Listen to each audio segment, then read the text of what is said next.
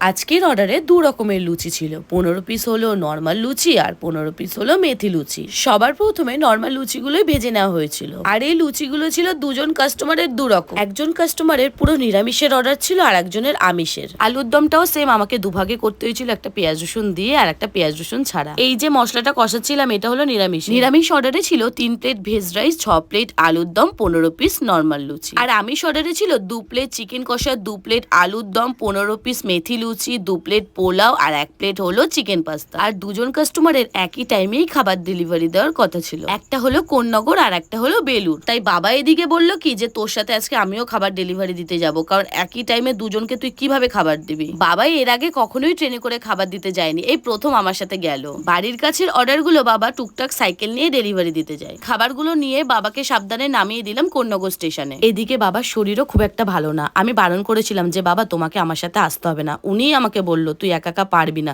দুজনকেই খাবার দিতে গিয়ে লাস্টে দুজনেরই লেট হয়ে যাবে। আমি আবার ওই ট্রেন ধরেই চলে আসলাম বেলুরে। কাস্টমারকে খাবারটা হ্যান্ড ওভার করে দিয়েই ব্যাক করলাম চুচুড়াতে। চলো টাটা, এখন যাই বাড়ি। দেখা হচ্ছে তোমাদের সাথে নেক্সট ভিডিওতে। আর ভিডিওটি যদি ভালো লেগে থাকে অবশ্যই লাইক করে